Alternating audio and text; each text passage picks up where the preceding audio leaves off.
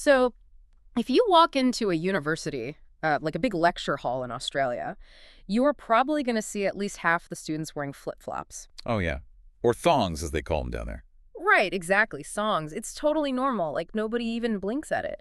But if you walk into a university in China wearing slippers or shoes that even look like slippers, you haven't just made a casual fashion choice. You've made a massive statement. Yeah, you have deeply insulted the institution, the professor, and like the very concept of education itself.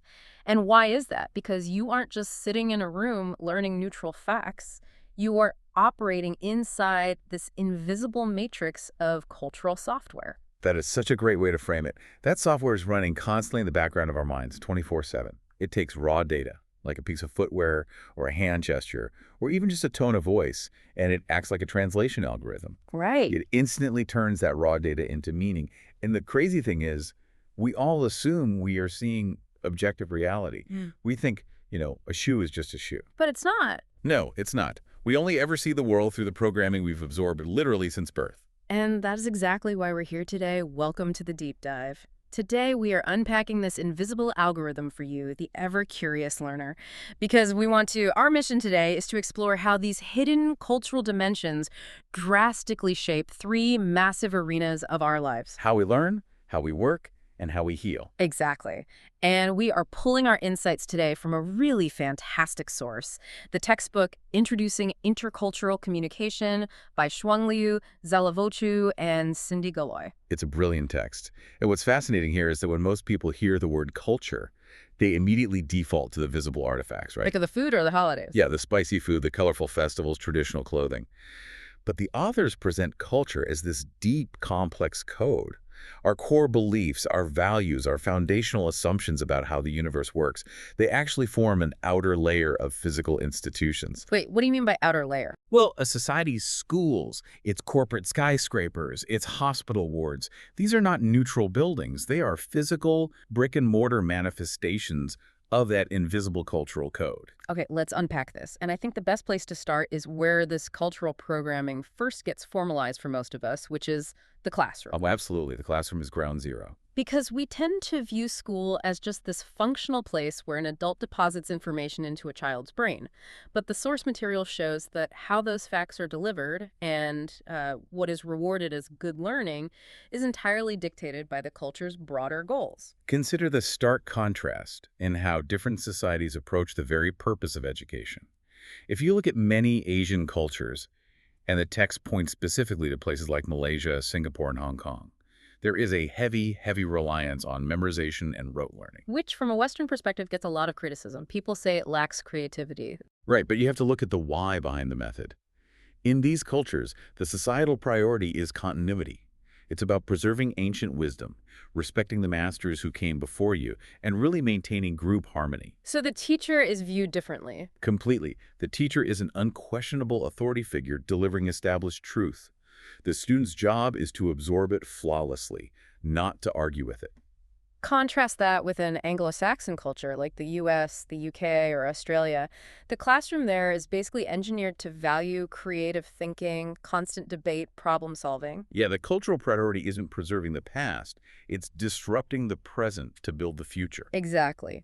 The teacher acts way more like a facilitator. Students are actively encouraged to challenge the reading, debate the professor, and essentially break the material apart. Which fundamentally changes the nonverbal communication expected in that room. Take South Korea, for example. If a teacher is addressing a student directly, the student will respectfully cast their eyes downwards. Yeah, because looking an authority figure directly in the eye can be perceived as an act of defiance. By looking down, they are physically demonstrating their submission to the hierarchy, which maintains that vital social harmony. But imagine taking that exact same student, putting them in a classroom in Chicago, and having them look down while the teacher is speaking. It would be a disaster. The American teacher interprets that behavior through their own cultural algorithm.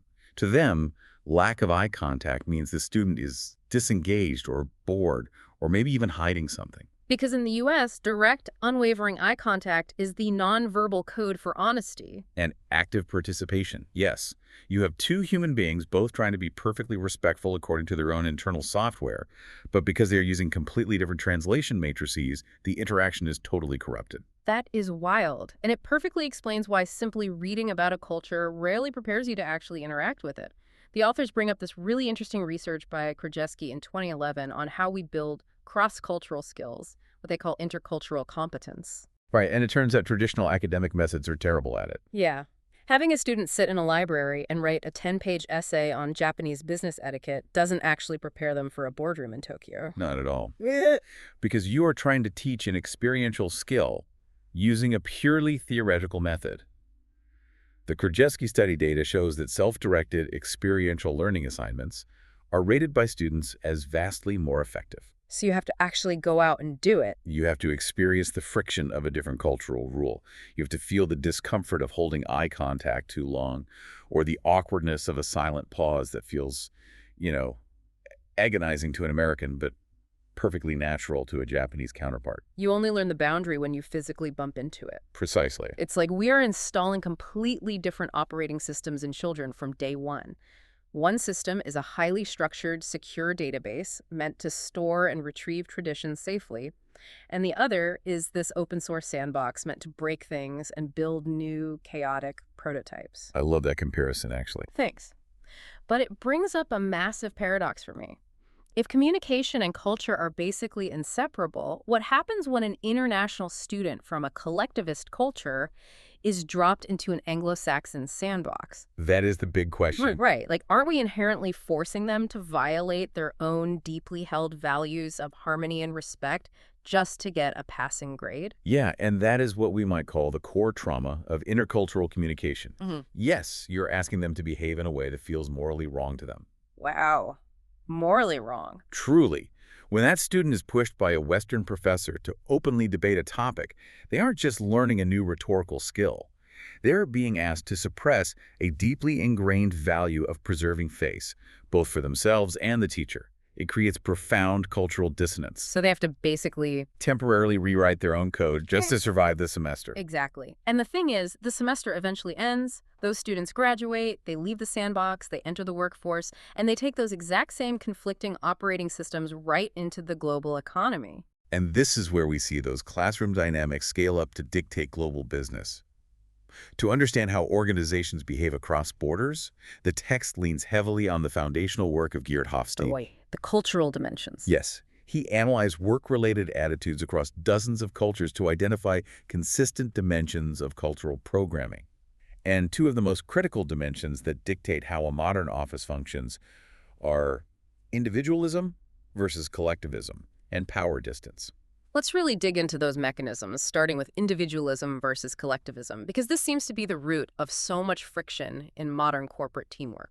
It absolutely is. It dictates the entire reward structure of a society. In an individualistic culture like the United States or the UK, the basic unit of society is the I. People are expected to look after themselves and their immediate families. And in the workplace, that translates to employees seeking personal recognition, right? Exactly. They want the salesperson of the month plaque. They want the individual bonus. Standing out from the crowd is the ultimate goal. But if you roll out an Employee of the Month program in a collectivist culture, it can be a total disaster. In a collectivist culture, the basic unit is the we. Identity is based on the social network you belong to. Group harmony is paramount. So singling someone out is actually bad. It is. If you single out one person for a localized award in an office in, say, Japan or Guatemala, you might actually cause them deep embarrassment. They do not want to be elevated above their peers because that disrupts the cohesion of the group. That makes so much sense. A collectivist team expects group rewards and shared responsibility. The American manager thinks they are motivating an employee by praising them publicly, but they're actually isolating them. Which ties perfectly into that second dimension Hofstede talks about, power distance. This is the extent to which a culture tolerates and actually expects inequality in power distribution. It's fascinating how it functions. In a low power distance culture like New Zealand or Denmark, the hierarchy is relatively flat. Interdependence between managers and subordinates is stressed. So inequality is seen as a necessary evil that should be minimized. Right. So you have lower-ranking employees casually walking into a CEO's office, pitching an idea, and calling senior managers by their first names. I can definitely picture that. And conversely, high-power distance cultures treat hierarchy as a source of comfort and order. Yes. In a place like Hong Kong or India, Lower-rank employees use formal titles. They wait for directives. The manager is expected to be almost like a benevolent autocrat. But it's important to note the text says this isn't about oppression, right? No, not at all. It is about clarity. High power distance provides a very clear social script. Everyone knows their role, which removes the anxiety of ambiguity. So if a low-power distance American manager goes to a high-power distance office in Malaysia and says, "Call me Steve, my door is always open, let's just brainstorm." The local staff won't think Steve is a cool boss. They will think Steve is incompetent and doesn't actually know how to lead. That is wild. The attempt to be egalitarian is read as a complete lack of authority. And it is not just nations that do this. Organizations themselves develop their own subcultures that mimic these dynamics. The text brings up the historical contrast between IBM and 3M. Oh, that's a classic example. Right. IBM famously had this intense high-conformity culture. Male employees all wore dark blue suits, white shirts, conservative ties. The clothing was essentially a visual algorithm reinforcing unity and compliance. While 3M built a subculture obsessively focused on innovativeness, they treated employees who suggested wild, disruptive ideas as corporate heroes. Organizations build their own mini-nations. But even within a powerful multinational corporation, the local national culture still exerts massive gravity. And perhaps nowhere is this friction more visible and honestly more frustrating for international business than in how different cultures experience time. The time orientation concepts completely reframe how you view a calendar. Edward T. Hall's categorization of time is just brilliant. He divides it into two orientations, monochronic and polychronic. Okay, break those down for us. So Western cultures are overwhelmingly monochronic. Time is a linear, tangible path. It is a commodity. Just think about the verbs we use in English. You spend time, you save time, you waste time, you kill time. Time is literally money. Exactly. And because it is a finite resource, you do one thing at a time. You schedule an hour for a meeting, you follow the agenda, you finish, you move to the next appointment. And punctuality is huge. It's a moral imperative. Being late implies you think your time is more valuable than my time. But then you encounter polychronic time, which honestly feels like a completely different dimension. It really does. Polychronic cultures, which you find heavily in the Middle East, Latin America, and parts of Africa, view time as fluid and cyclical. Relationships dictate the schedule, not the clock. So multitasking is standard? Doing multiple tasks simultaneously is the absolute norm. And the text notes something profound regarding some Islamic cultures, actually. Observing rigid clock time might actually be viewed as irreligious. Really? Because the belief is that only God can determine what will or won't happen. Trying to put God's universe on a strict Microsoft Outlook schedule is seen as an act of human arrogance. That is incredible. So paint a picture of what that actually looks like for a Westerner trying to do business in a polychronic office. Well, it can be agonizing for the Westerner. Imagine an American executive flies to Saudi Arabia for a 10 a.m. meeting. They arrive right on time, but they are ushered into this massive reception area. The local host is there, but there are like 3 other groups of people in the room. Oh, boy. Yeah, the host is holding court, sipping tea with one group, taking a phone call about a family matter, and casually asking the American about his flight, all simultaneously. And the American's probably losing their mind. The American feels ignored and highly disrespected.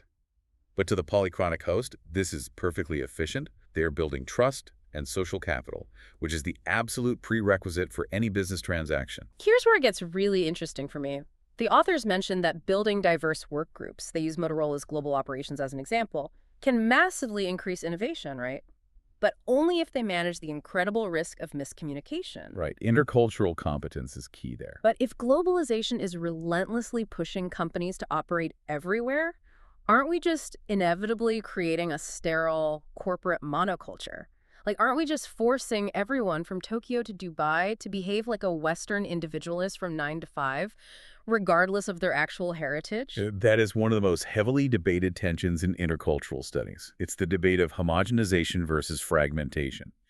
Does the world become one giant uniform shopping mall, or do we fracture into isolated tribes? And what does the research say? The reality the text points to is a hybrid. The global economy does force a certain level of standardized corporate practice. Yeah. Everyone uses the same software, the same quarterly earnings reports, but people still interpret those practices through their local cultural meaning systems.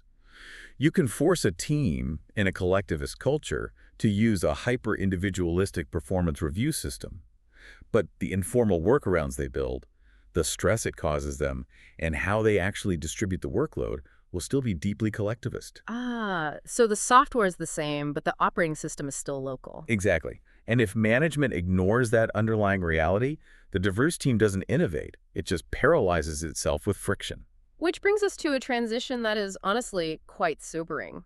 Because if the workplace is where these cultural operating systems clash over productivity and quarterly profits, the healthcare system is where they clash over our actual survival.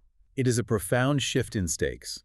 When human beings are sick, when we are stripped of our status and our energy, we become incredibly vulnerable. And in that vulnerability, we retreat to our deepest, most fundamental beliefs about how the universe works. A hospital isn't just a purely scientific environment. No. A society's healthcare system is a direct, unfiltered product of its culture. We tend to think of medicine as pure, objective biology. You know, a broken bone is a broken bone. But the delivery of the cure is entirely cultural. Exactly. The text points out that cultures rely on vastly different paradigms. Some lean entirely on the biomedical model, viewing the body as a machine that needs physical repair through surgery or pharmaceuticals. While others operate on a holistic model, placing their faith in traditional herbal medicine and balancing the body's energies. Right. And others operate on a magico-religious paradigm, believing that illness is a spiritual event and that prayer or appeasing supernatural forces is the primary mechanism for relief. And these opposing paradigms collide head-on in the hospital room. The authors highlight research by Broom and colleagues from 2013 looking at palliative care, which is end-of-life care for patients from diverse cultural and linguistic backgrounds, or fail-ELD patients, as they call them. And what did they find? They found that the ultimate challenge for doctors wasn't just translating medical jargon. The true challenge was sensitively negotiating what they call the point of futility. Okay, explain the mechanism behind that, because it is such a heavy, critical concept. The point of futility is the moment when medical professionals determine that further curative treatment will not stop the disease, and the focus must shift entirely to managing pain and providing comfort. Basically, accepting that the patient is going to die. Yes. Now, in Western individualistic cultures, the supreme medical ethic is patient autonomy. There is a massive push for explicit, direct communication. The doctor walks into the room, looks the patient in the eye, and delivers the terminal diagnosis, allowing the individual to make informed choices about their final days. Which seems totally normal and right to a Westerner. But if a doctor uses that same direct, explicit script with a patient from a strongly collectivist culture, it can be viewed as profoundly unethical, even cruel. In many collectivist cultures, the family unit is the decision maker, not the individual. Delivering a terminal diagnosis directly to the patient might be seen as destroying their hope, which is actually believed to hasten their death. So what does the family expect the doctor to do? The family expects the doctor to pull them aside in the hallway, give them the bad news, and allow the family to manage the information, shielding the patient from the existential burden. Wow. So the clinician is caught between their own cultural training, which demands full disclosure, and the patient's cultural need for collective protection. It is quite literally a matter of life, death, and dignity. And this cultural filtering isn't just inside the intensive care unit. It dictates how we talk about health to the general public, too. There was this fascinating research highlighted in the text from 2012 by Lee and Park about anti-smoking public service announcements. Yes, analyzing the persuasive mechanics of fear appeals. Exactly. They wanted to see if a person's cultural orientation changed the way they reacted to being scared into healthy habits, and they found that individualists, people who prioritize their own autonomy and goals, responded much better to fear appeals focused directly on them. Right. The message, smoking will destroy your lungs and shorten your life, works perfectly. But collectivists responded significantly better to fear appeals that highlighted the collateral damage. The message shifts from saving yourself to saving your network. Your smoking is harming your family. It is making your children sick. It just proves that public health cannot be a localized campaign simply translated into different languages. You have to translate the underlying cultural value itself. Precisely. And the media plays a massive role in shaping those baseline expectations of health. The text brings up a 2013 analysis by Jane and Slater of how television medical shows portray doctors. That was really revealing. They analyzed dozens of hours of medical dramas and reality shows and found that international medical graduates and Asian physicians are significantly underrepresented on screen compared to the actual makeup of the U.S. physician population. Which might seem like a trivial pop culture footnote to some, but it actually programs our schema. Media cultivates our baseline expectation of what reality looks like. Right, it feeds the algorithm. Exactly. If a patient's only image of a competent, heroic doctor is based on decades of Western television dramas featuring a very specific demographic, they unconsciously build a biased algorithm. When they walk into a real emergency room and are treated by an international medical graduate, that bias can manifest as a lack of trust or immediate prejudice, which directly complicates the care. It raises a fascinating paradox for me. It is just wild that to solve a universal, objective biological problem like a failing organ or the physical damage of tobacco, we have to pull on these deeply subjective, culturally specific psychological levers. It really is. It makes you wonder if a doctor perfectly repairs the biological illness, but completely tramples over the patient's cultural worldview in the process, have they actually healed that patient? From a holistic intercultural standpoint, many would argue no. True healing involves the mind, the spirit, and the community, all of which are defined by culture. But if we connect this to the bigger picture, it is worth noting that there are organizations actively trying to transcend these boundaries. Like Doctors Without Borders? Yes. Their motto is literally, doctors yes, borders no. It represents a conscious, organized attempt to bypass national politics and cultural barriers to provide universal medical help during acute crises. Which is an amazing mission. It is a beautiful ideal, but the irony is, to actually execute that mission on the ground, those doctors have to employ profound intercultural competence to be accepted by the very communities they are trying to save. So what does this all mean for you? We have traveled from how a student physically demonstrates respect with their eyes in a classroom to how we structure the architecture of a business meeting based on our perception of time, all the way to how we negotiate the ethics of hope and truth at the end of life. It touches everything. The through line is absolute. Culture is not just a side note to the human experience. It is the invisible script we are all reading from. You are reading from it right now, even as you evaluate the merits of the concepts we've discussed today. And that leads to a final, really provocative thought. A concept not explicitly detailed in our source text today, but which builds inevitably on this entire premise. I know where you're going with this. We are rapidly moving deeper into an era of artificial intelligence.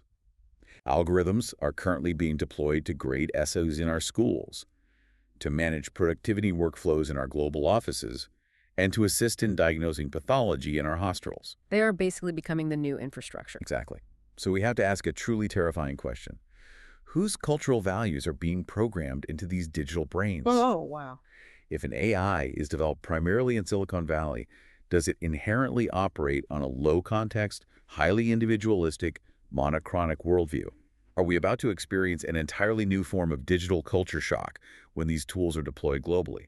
Or will AI eventually need to be explicitly taught Hosti's cultural dimensions so it can actually serve a diverse global society without forcing a digital monoculture? Wow.